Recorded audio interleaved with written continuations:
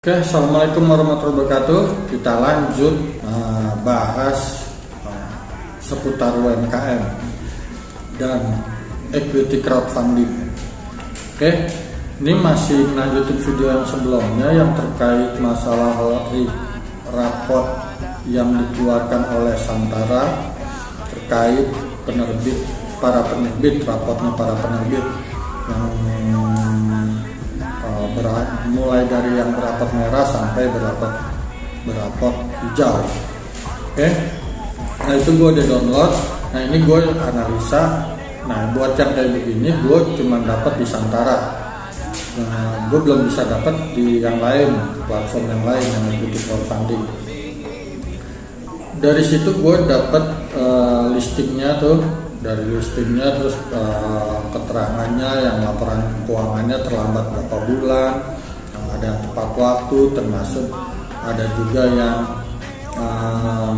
pembagian dividennya apakah dia tepat waktu atau terlambat. Di situ ada semua nama perusahaan dan keterangannya tuh, keterangan terkait penyerahan laporan keuangan dan penerbitan pembayaran dividennya.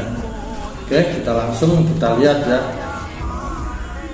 Nah di sini gue bagi dua, analisanya gue bagi dua dulu, yaitu di masalah pembagian dividen dan penerbitan laporan keuangan. Nah dari sini gue mulainya di penerbitan laporan keuangan dulu. Laporan keuangan yang tepat waktu itu sebanyak 59 perusahaan atau 67%. Oke. Tapi yang terlambat ada sebanyak 29 perusahaan atau 33%. Oke. Nah, dari yang laporan keuangan tepat waktu itu kita lihat sekarang di pembagian dividennya apakah tepat waktu juga. Nah ternyata yang tepat waktu di pembagian dividennya hanya 34 perusahaan.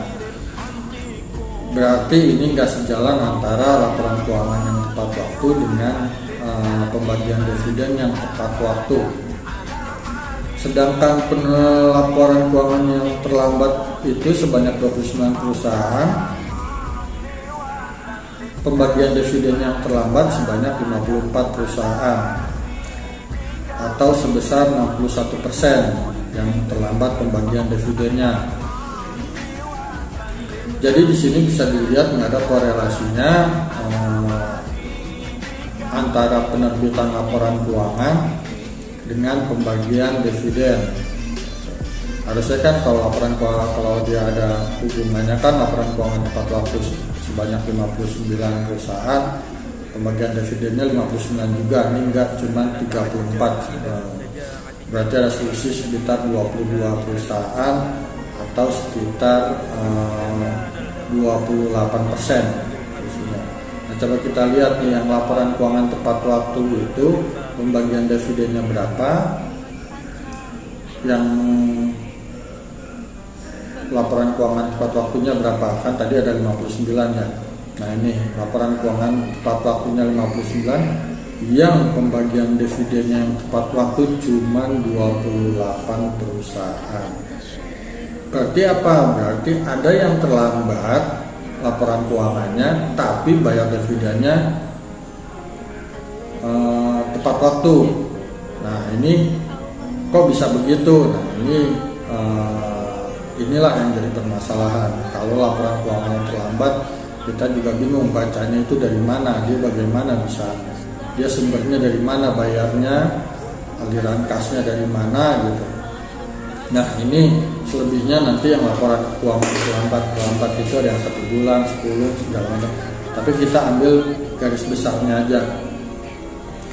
Ya berarti dari sini yang laporan keuangan tepat waktu itu sebanyak 59 perusahaan, tapi pembagian dividennya yang tepat waktu cuma 28. Padahal tadi adalah laporan keuangan tepat waktunya totalnya ada 34. Berarti yang 34 dikurang 28 sebanyak 6 perusahaan itu laporannya terlambat, tapi bagi dividennya membagi dividennya secara tepat waktu itu sebanyak 6 perusahaan. Nah, dari analisa ini gue bisa melihatnya gini, berarti UKM kita tuh belum siap untuk go publik. Kenapa? Ya di sini kelihatan yang namanya penerbitan laporan keuangan yang terlambat aja udah 33%. Itu dari 88 perusahaan sebanyak 29 tuh laporan keuangannya terlambat. Dan kedua, laporan keuangan tepat waktu sebanyak 59. Apakah ini udah oke di dalam masalah laporan keuangan? Belum tentu. Ingat, ini laporan keuangan nggak diaudit, nggak seperti yang perusahaan di go publik yang di Bursa Efek Indonesia. Nah, jadi ini belum tentu juga laporan keuangannya adalah disajikan secara wajar atau memadai, sehingga laporan yang diterima itu benar-benar informatif bagi para penggunanya. Siapa itu penggunanya? Ya salah satunya adalah Anda sebagai investor. Makanya Anda kan sebagai investor selalu member laporannya kan dari si penerbit. Nah, ini yang jadi masalah. Kenapa sih bisa jadi begini? Yaitu pertama, kalau saya melihatnya adalah UKM kita itu pertama terkait masalah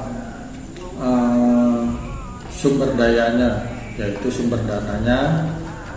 Karena biasanya itu masih kecil, sehingga ya pasti ketika dia mau membayar atau merekrut seorang tenaga accounting atau akuntan, itu pasti menjadi pertimbangan karena nggak sedikit gajinya gitu untuk yang memadai. Nah, biasanya sih ya diambillah hanya sebatas staf administrasi, lalu disuruh nyusun laporan keuangan. Ini yang jadi masalah, yang bukan kapasitasnya disuruh bikin laporan. Dan itu banyak, saya sering dengar yang namanya, apa sih susahnya bikin laporan keuangan? Di video sebelumnya saya selalu singgung itu. Apa sih susahnya bikin laporan keuangan? Tinggal catatlah masuk dan keluar. Nah, itu yang jadi masalah, kesian kan jadi karyawan ini. Nah, yang kedua, selain masalah tenaganya yang masalah sumber daya tadi, sehingga tidak mampu untuk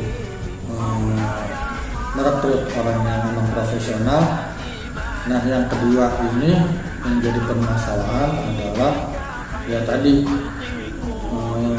merasa menggampangkan dan laporan keuangan, mengesampingkan laporan keuangan. Kenapa? Ini biasanya karena cost center lah, dia ini kan nggak menghasilkan nih, sehingga biasanya tuh ketika bisnis dimulai itu UKM itu masih kecil, ya udahlah yang penting cari duit dulu gitu, administrasi belakangan. Nah, inilah yang jadi masalah, akhirnya pelaporan jadi belakangnya. Nah, itu paling enggak gambarannya kalau menurut saya. Nah, mulai sekarang kalau bisa ya berbenah. Nah, ketika ini mau di crowdfunding juga, mau di listing juga, ketika didaftarkan itu benar-benar dianggarin untuk tenaga profesionalnya kalau bisa, dan juga dianggarin juga kalau bisa untuk auditnya, sehingga ketika diserahkan di akhir tahun itu laporan tahunannya itu audited, sehingga publik itu percaya. Ini bukan apa-apa, lama-lama kalau kayak begini kan saya juga lihat juga komentar-komentar di Santara, komentar-komentar miring gitu. Nah, itu akhirnya yang kena kan si penyedia layanan crowdfunding ini, seolah tidak profesional, tidak selektif, tidak mengawasi, tidak mengedukasi dan sebagainya lah gitu. Seolah-olah lepas tangan dan sebagainya gitu.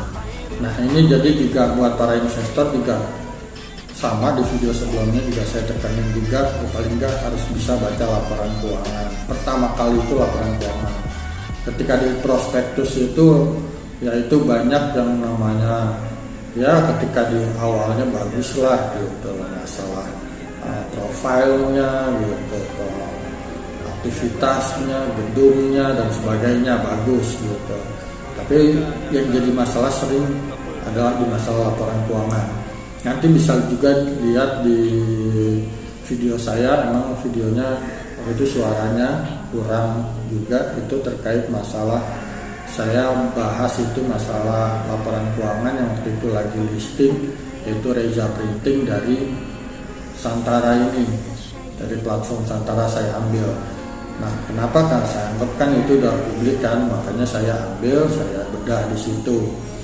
Nah, itu bisa dilihat di situ ada beberapa masalah lah terkait masalah laporan keuangannya, sehingga perlu dipertanyakan. Jadi teman-teman yang memang mau invest, saya bukannya disclaimer nih, saya bukannya untuk menakut-nakuti biar teman-teman juga akhirnya nggak invest ke UKM. Jangan, UKM itu butuh, cuman butuh juga edukasi dari kita. Kalau kita yang nggak maksa, investor yang nggak maksa, kita kan kebiasaan begitu. Kalau nggak dipaksa pajak, nggak dipaksa bank, nggak dipaksa lingkungan, kita nggak pernah berubah gitu loh. Nah, ini bagusnya crowdfunding ini, dan para investor saya harapin sih juga nanti investornya lebih kritis, banyak bertanya, jangan cuma ngarepin juga apa yang namanya tingkat pengembalian, investasi, ROI-nya segala macam lah. Tapi benar-benar dilihat ini bagaimana perusahaannya, bagaimana ngelolanya, sehingga duit saya aman dikelola di situ gitu. Oke, mungkin sekilas dari saya itu aja. Nanti kalau ada masukan atau apa silakan di kolom komentar. Assalamualaikum warahmatullahi wabarakatuh.